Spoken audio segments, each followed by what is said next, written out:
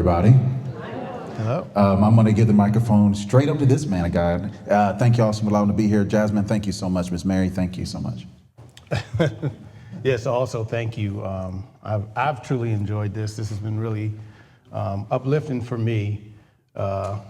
Just talking about grief, and I guess we're coming from the men's perspective, but I'll say for my story and for our family story, about 4 years ago when our son David passed, we had a plan. We had a path in mind for our family.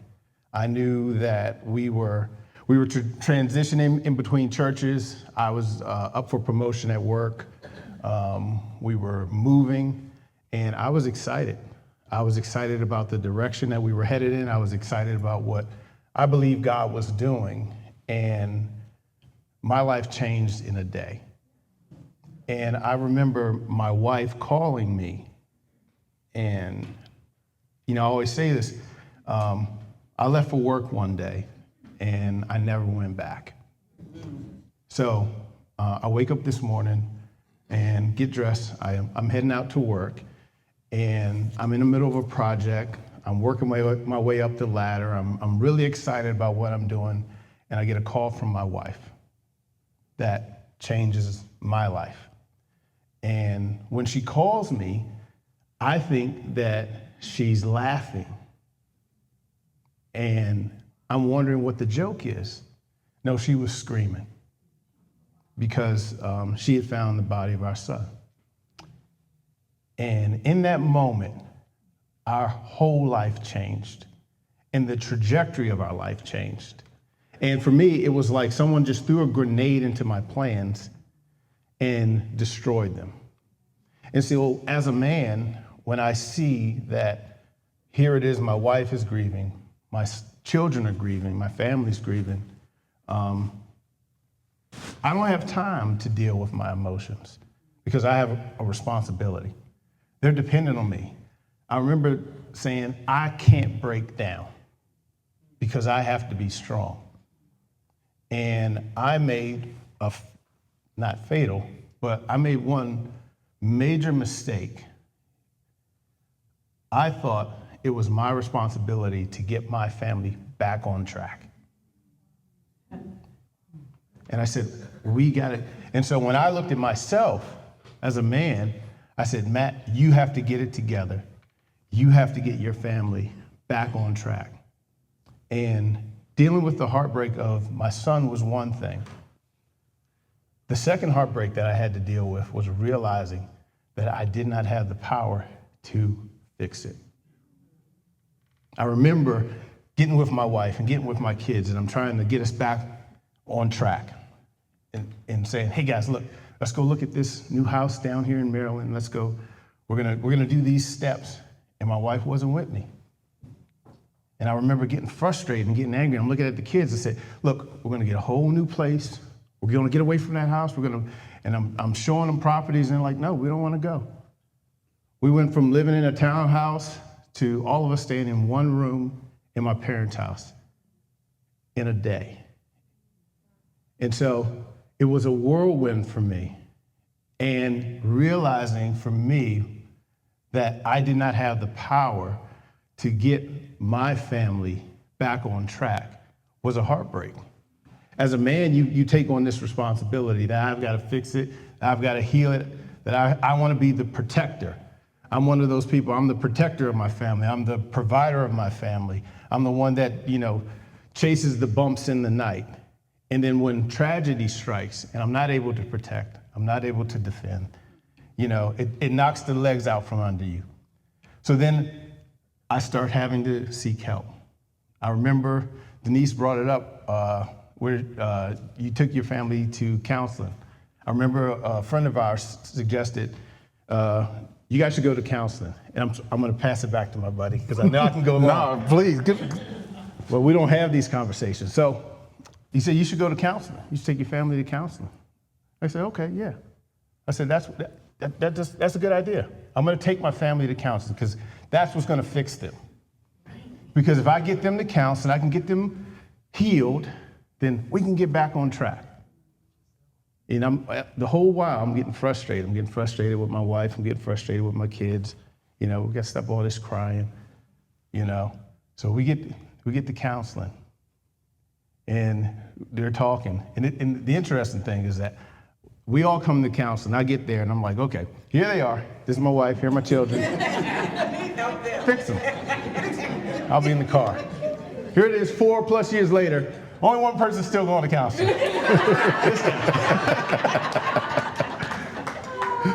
But it was a blessing because it taught us how to communicate. It taught us to talk about what we're feeling and what we're going through.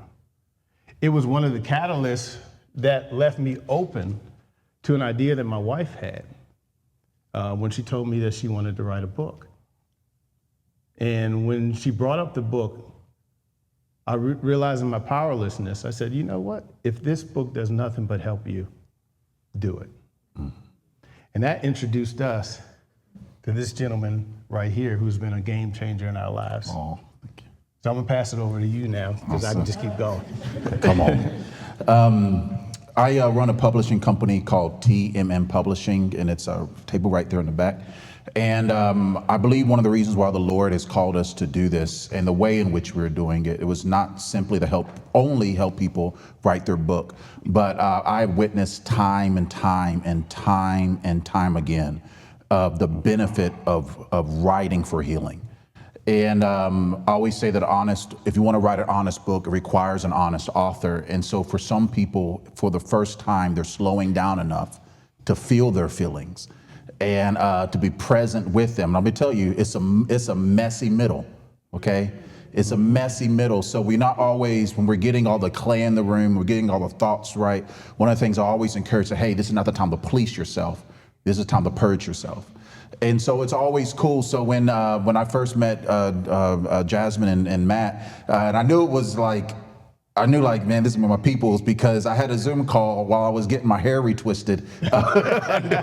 I'm like, listen, don't judge me, please. But this is the only time she get me in. I need to go now. But anyways, but this whole journey has been remarkable. And I just think when we're in grief and when we're in these moments, truly, God doesn't waste anything. Yeah. And I know if y'all have heard every single Bible verse in the entire world regarding this.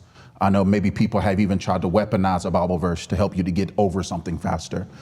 Grief has always been a taboo topic in the Christian community. And we want people to run through something they need to sit in. And but this whole journey has been great with seeing Jasmine and how her yes is connected to so many other yeses in this room. From Vanessa's book that you're going to hear later, from Denise's book that you definitely all need to pick up, from Aaron's book, A Beauty from Ashes. And so when I was talking with Matt, one of the things that just really got me in that Zoom call was that he says, listen, I don't care if we don't sell a single book, I just want my wife back. And then talking with him, just because I'm very curious regarding some of the dynamics of the feelings he have felt, because I was able to see Jasmine walk through what she was dealing with. But one of the things that's remarkable to me is your conversation to me regarding anger that you were feeling. And can you expound on that? Yes, thank you. So, and I've heard a lot of people talk about this today. So it's good in the sense that I know I'm not alone in this, but after the grief was the frustration, and after the frustration was with anger. And I wanted someone to blame. Mm-hmm. I wasn't gonna blame my son,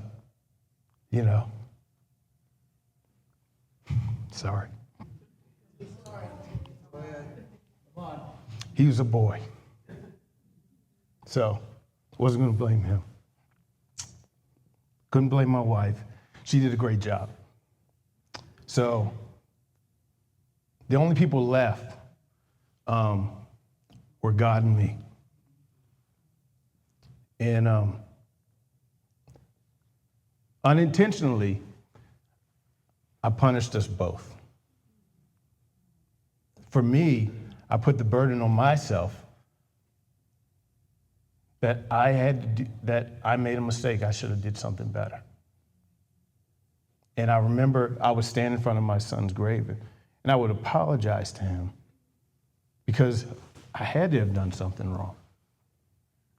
I couldn't put my finger on it. But why would this happen to me?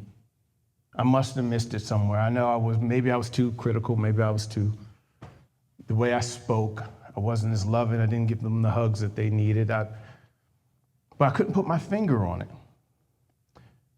So then I turned to God. And let me tell you, that frustration I felt with God, but as a Christian, I knew I couldn't. I believe that God was holding my son in his hand, so I can't be mad at him. That's not right. I needed to fix these feelings that I'm having. And it was in a counseling session, and I was talking to this counselor that I originally sent my kids to, my family to, that I was still seeing at the time. And I was talking to him about the frustration that I was feeling and the anger that I was feeling. And he said, "Why don't you pray about this?" And I said, "Pray about this? Pray about this anger? No." He said, "Well, what do you talk to God about?" Well, the reality is that I hadn't been talking to God. I've been in family prayers where I thanked him for things that came to my mind, but it never touched my heart. Because he's good, right?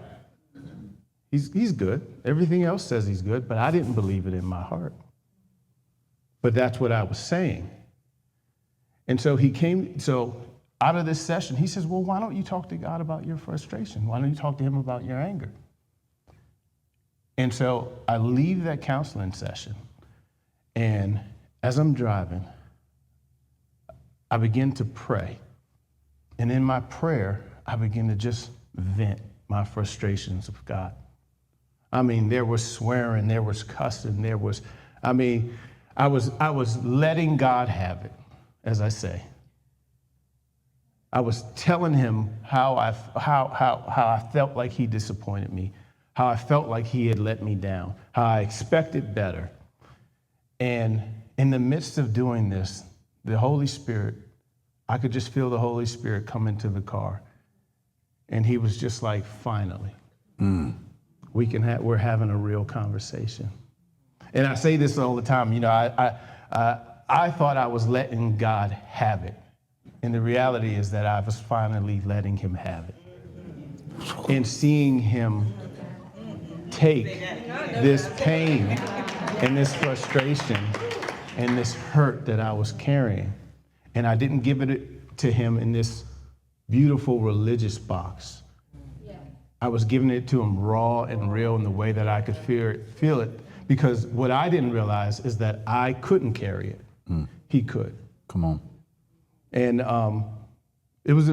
this is just something I want to share, and I want to hand it back to you. Man, you keep going, bro.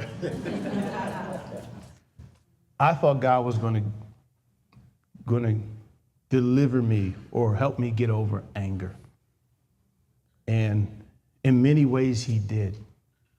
But one of the things that God showed me about anger was that anger has a purpose. Oftentimes it's the misuse of anger that's what we see, the misuse of it. But anger has a purpose. And what the Lord began to show me was just like when you're driving your car, you people who know cars, you have a check engine light.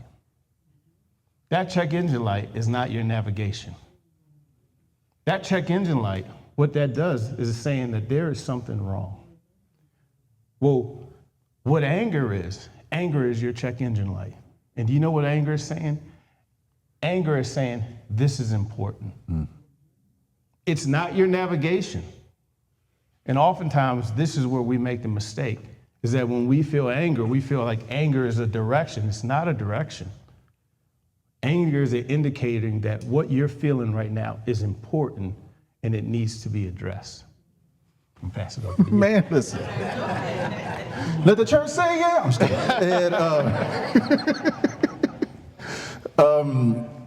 I was reading a stat, Matt, that 39% of men say showing feelings to another man makes them look weak. Another one is only 13% of men sought emotional or mental health support in the last year compared to 25% of women. And I think of Psalms 22, and if you get a chance to please check that chapter out. If David was to walk into the pulpits of America today and share Psalm 22, he would be called every kind of name possible.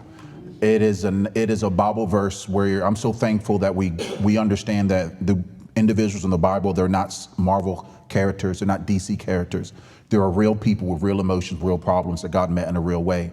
But David had this tug of war with God of saying, God, I feel this way, you're not there, blah, blah, blah, on one end, and next thing you know, like, God, you're faithful.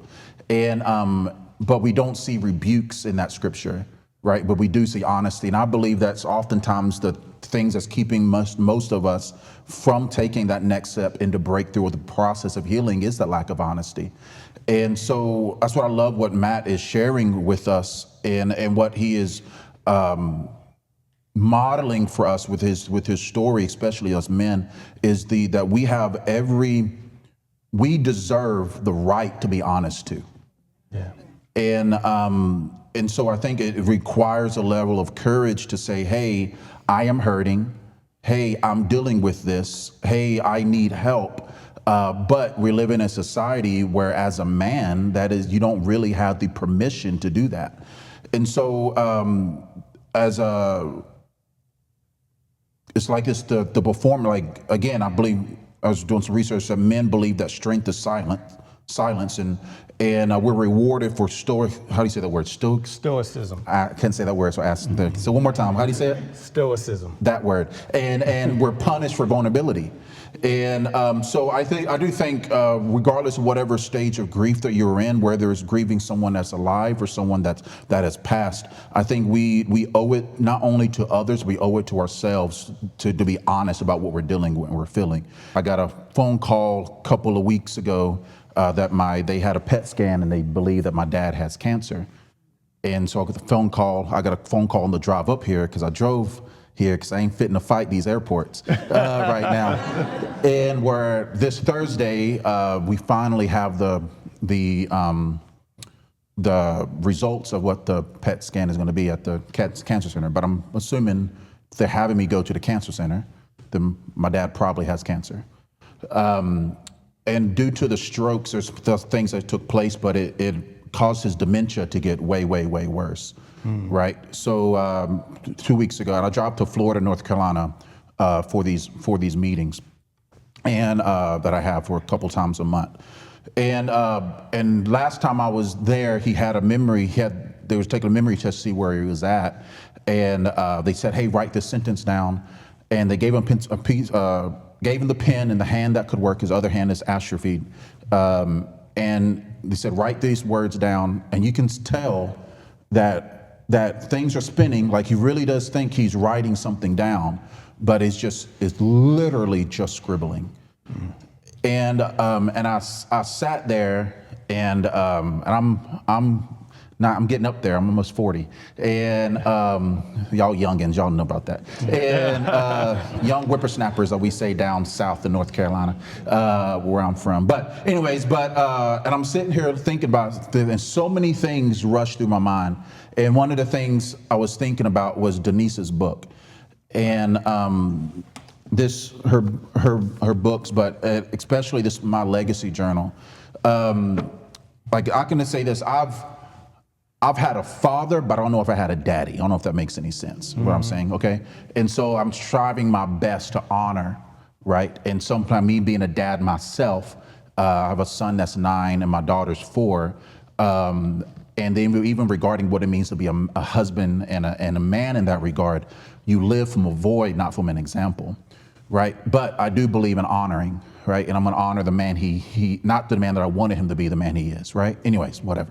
But I'm watching this down, I'm like, man, I will never get a letter from him again. You know, back in the day when you was at school, your parents went home to work and they will always write you that, make sure you get this done. They're always in the back of an envelope. You know what I'm talking about that? Asking for a text message, boy, take that meat out the refrigerator, you know what I'm saying? And like, see, we got it. All right, but I'll never get one of those again. His handwriting or whatever. My dad would sing. He could sing like crazy, and like he used to open for James Brown and travel the nation and stuff like that. Oh, wow. But now he can never strum a guitar. He can't sing a song, and there's so much, right? But I think about so many of the books I have read here, from Jasmine's book, If He Doesn't, and her journal, from Denise's book, Surviving Goodbyes and the Legacy Journal, from Aaron's book, Beauty from Ashes, from finding the courage from Vanessa's book, I Am His Daughter, period. And I felt like in God's sovereignty allowed me to sit in the lessons of people's pain. Yeah. Because they had the courage to say, you know what, God, I'm not wasting my tears. And so there may be a possibility that I will be officiating my dad's homegoing service, but I'm thankful that it was modeled to me in the conversation I've had with him, that I know as a man that I have every right to feel and I have a responsibility to as well. And so that's what I'm saying. So when I feel like one of the many reasons God has called us here at the publishing company is that the journey he brings you through is just not about you. We have two things, I believe, in life. We have responsibility and we have opportunity. And oftentimes we waste both. And so even with this event right here and the conversation that we're having, the community really realize that there's people, there's brothers and sisters in arms with you that's moving forward, that you can glean and you can learn from. And so one thing that stuck with me, going somewhere with this, the main point I'm trying to do, one thing that stuck with me, and I will never forget this, in my entire life. It's been tattooed in my spirit. It's been seared in my heart. And I drove up to Pennsylvania, drove up one of those. I probably drive because I like to drive sometimes. It was in York or Frederick? Red Line, okay. And one of those things, wherever that's at, somewhere around yonder. And so they're releasing the book, If He Doesn't, and Jasmine, Jasmine's she's a poet, right? She opened her mouth and it sounded like a spoken word, and she don't even try. And she said these words, and I felt like this was one of the most powerful examples. And she was talking about Matt. And she said, he made my healing his priority. He made my healing his priority regarding the process of this book. And so it's great to hear that, but also hear the journey that Matt is talking about, because his vulnerability, allowing his kids to see what the pursuit of healing looks like, it gives them permission to feel themselves. And so as men, here sitting at that table, hearing y'all's stories, seeing the courage that you've had to feel your feelings, it gives other people the permission to feel theirs.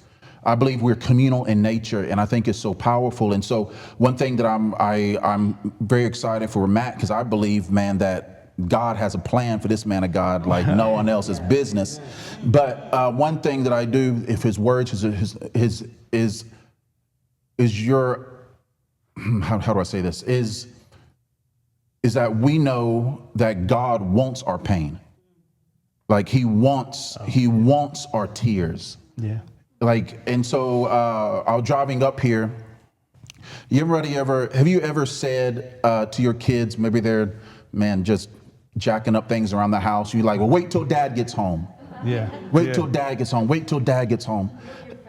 Right? Wait till father gets home, right? And your kids are like, oh, snap. Yeah. Boy, get that switch. Oh, God. Yeah, I scared myself right there. And, or trying to collect that wherever you're at, right?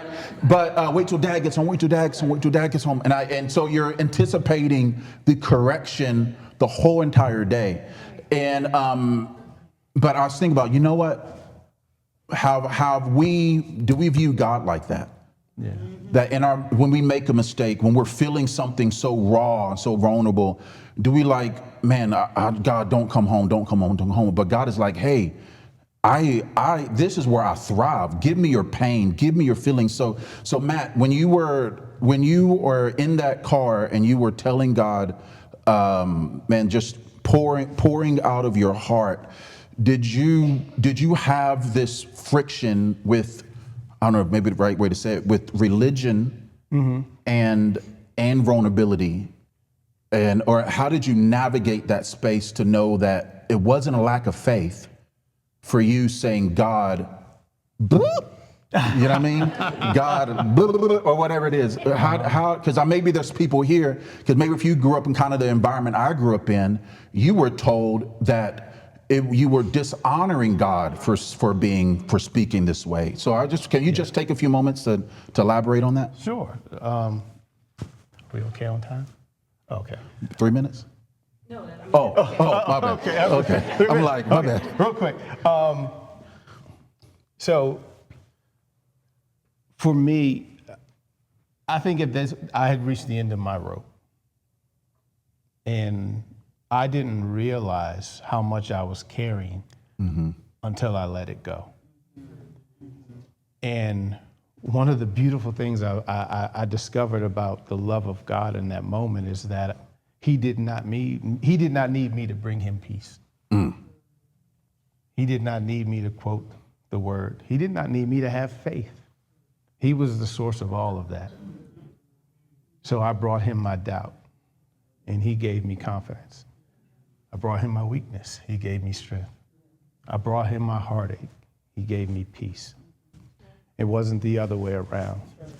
And the beauty of his love is that I remember during this process, he was with us throughout this entire time and still is to this day. And one of the points of anger I had in my heart was this feeling that as a Christian, I mean, here I am now, but as a Christian, that this had to become a message. Like, I'm gonna make the devil pay. And But at the time, in my pain, what I felt was, if I couldn't save my son, you want me to go out here and try to save everyone else's? And I remember coming to the Lord after we had this blowout, and he began to lift a lot of these things on me. And I said, Lord, I don't know how to preach this.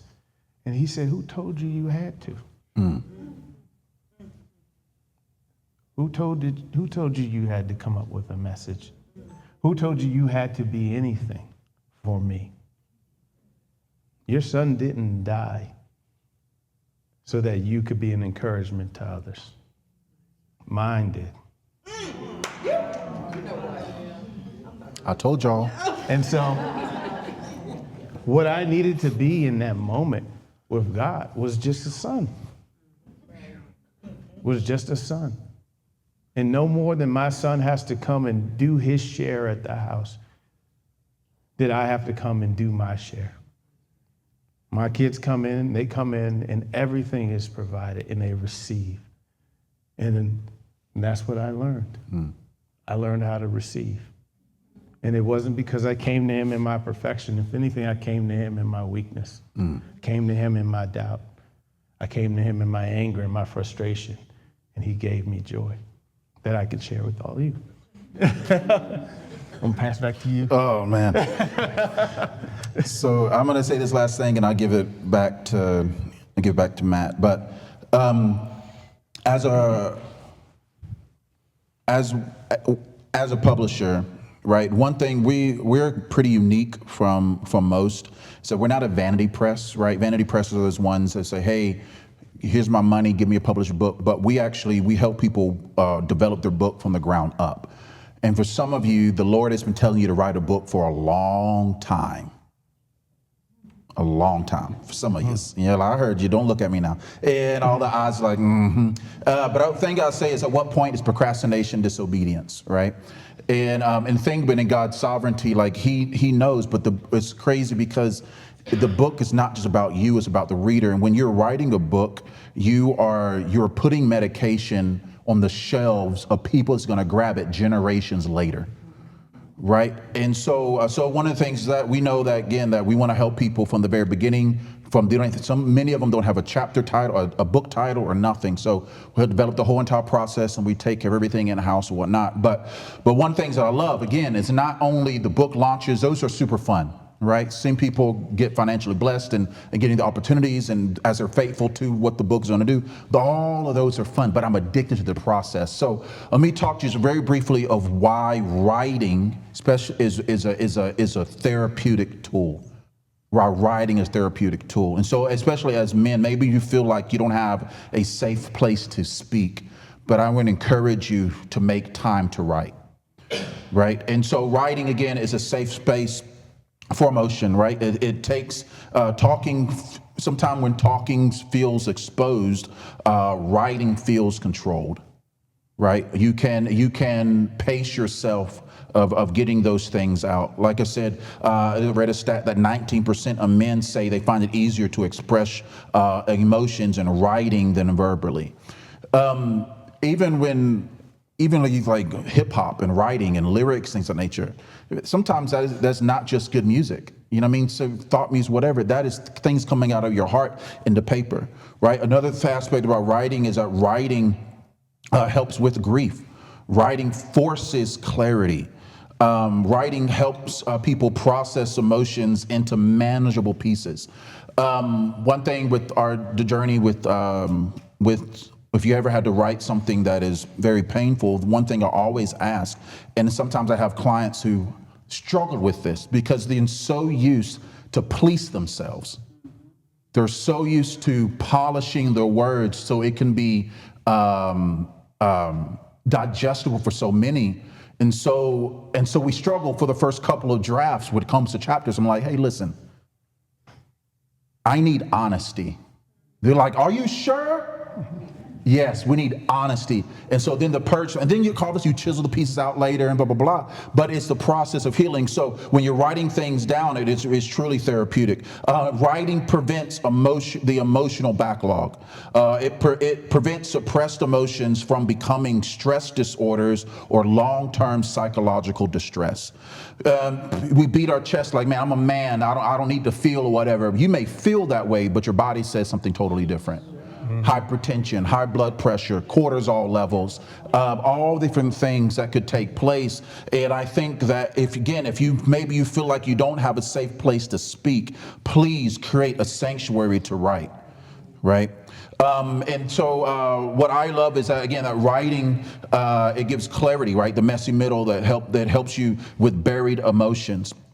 And so again, if you are, maybe God's not called you to necessarily write a book, but I want to encourage you all to practically, if that is not part of your practice, grab a journal, maybe even type out, if you can, write it out. It slows you down, all right? Even if it's looking like you're writing in tongues, that's okay, all right? Just slow down because the healing is necessary. Or if you are called to write a book, I know a dude, holla at me.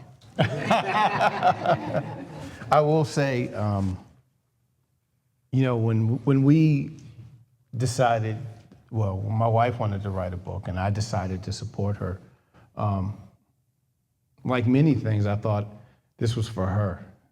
I did not realize the blessing that it would be for our entire family. But one of the things that the Lord showed me, and I totally believe this, and I won't see it, but the Lord had showed me a picture of my granddaughter, whoever that comes through. And she was struggling in her life. And she was able to pick up the book that her grandmother wrote and read the story of David and our family. And that was a blessing. And I thank you so much for that, for taking our family story and treating it as well as you did. It meant a lot to me, and it still does. And I thank you for that. And the last thing I wanted to really share, and I hope this is an encouragement to all of you. When we talk about grief, it's so heavy because it's built around loss. It's built around sadness and the unexpected aspects of life, the things that we didn't expect to happen. And I remember when we were talking about this conference and you had asked me to speak, feeling like, Lord, I don't want to leave everyone on a low, because in the reality of it, the hand of the Lord has been so mighty in our home, to see how he has connected and built my marriage and built my relationship with my wife, how he has connected and built my relationship with my son and my daughter.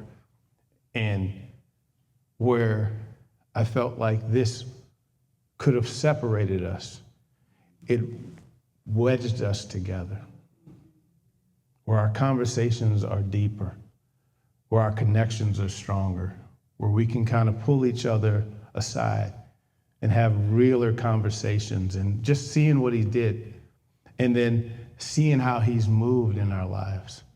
I said, there's a redemptive aspect even in your grief. And the Lord showed this, and I'm going to say this, and I'll be done, I promise.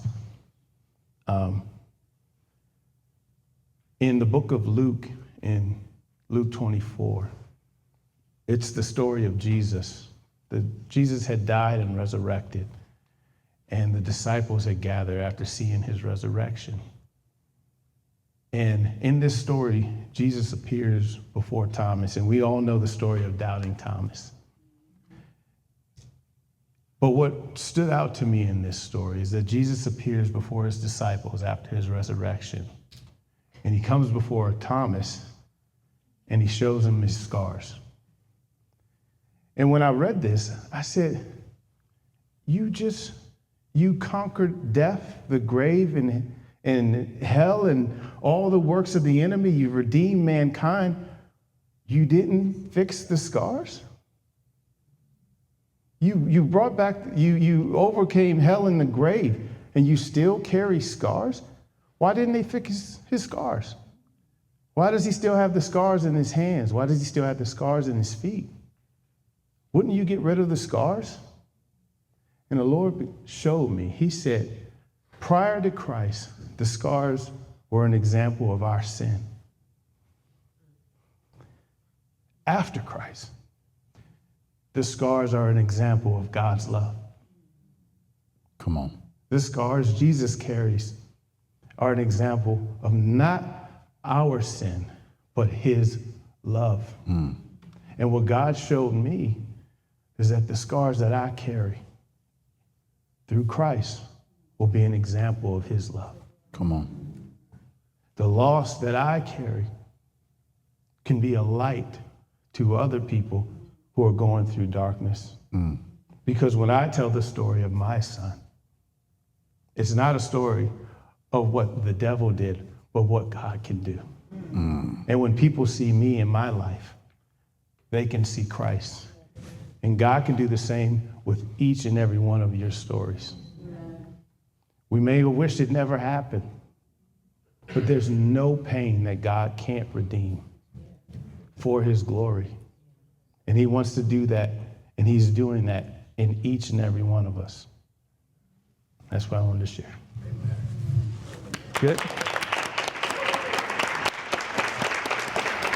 You the man. There you go. Oh, did you? Oh. Wow, that was awesome. Yeah, and thank then you said, I don't know what to say. I told you. That dude's amazing. Oh, you have a question? Yeah. Oh, sorry. Go ahead. Thank you for sharing. Thank you guys both. I'm wondering if you have any tips for how to get family members who are males to enter into talking about what they're going through. I lost my oldest brother about 18 years ago now, and it's just something neither of my parents have really healed from that. And I see how there's a lot of like generational cycles in that with my other brother not processing his emotions. My dad still hasn't processed. My parents adopted. I have two teenage brothers now who are under my guardianship as of a year ago. But that whole thing happened because they were in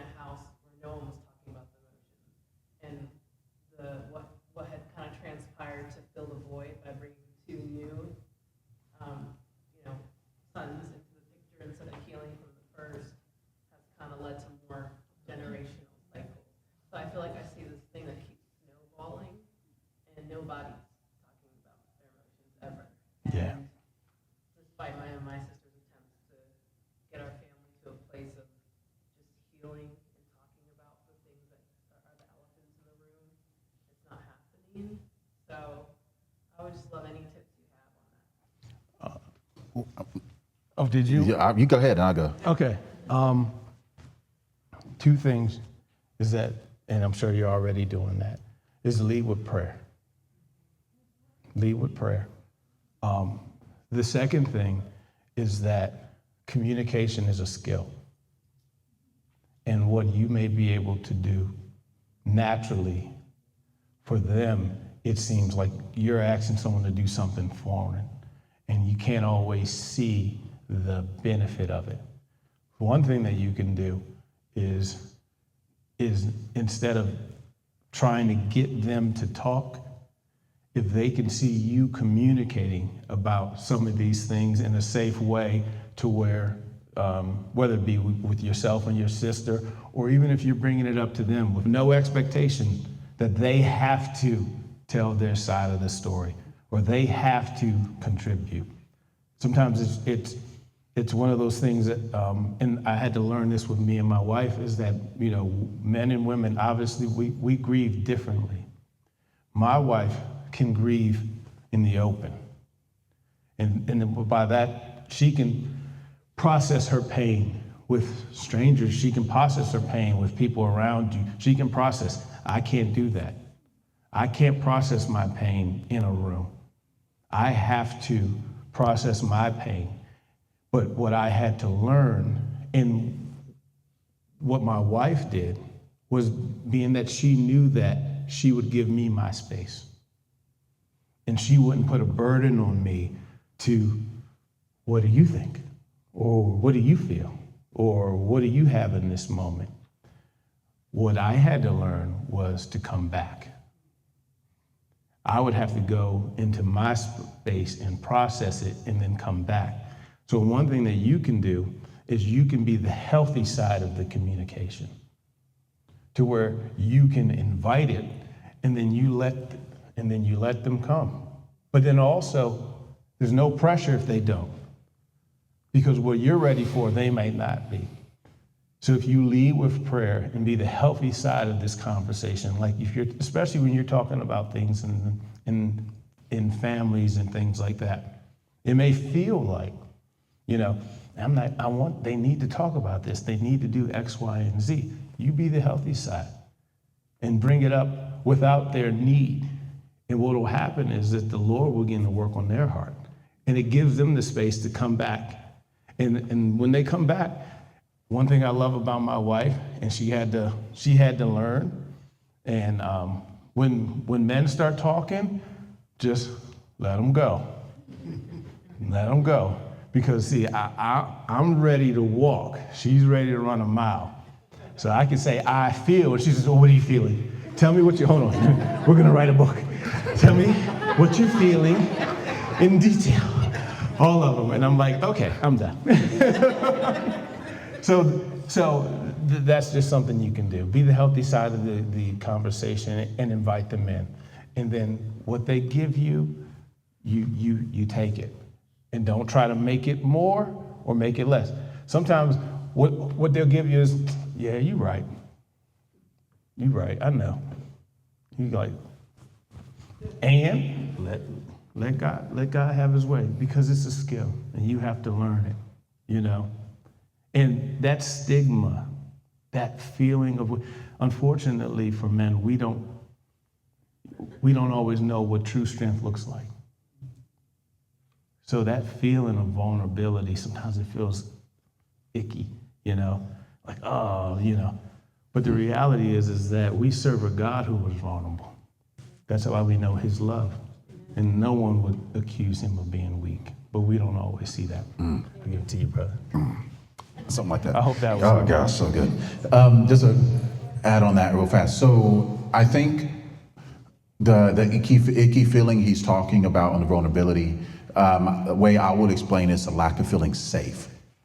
And so I know maybe not every man that'll do this, but most men, if you ever go into a restaurant, seldomly do you see them putting their back to the door, right? And we can scope out a place like quick.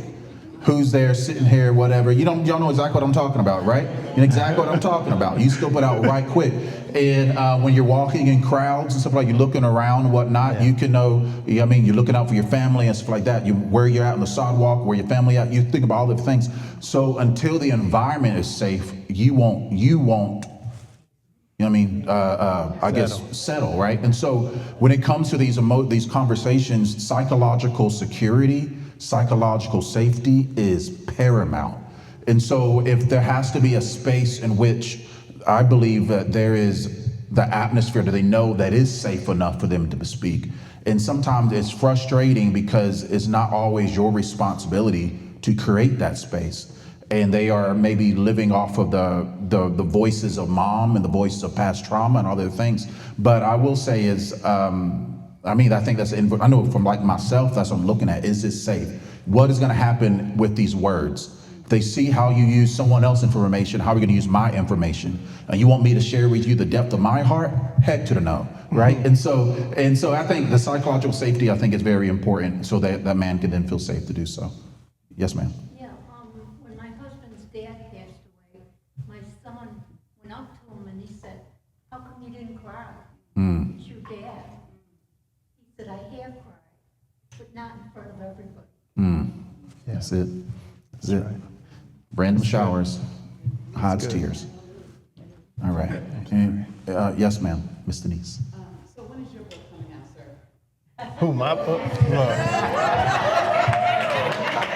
That's it. I told y'all, Matt. Don't play with Matt.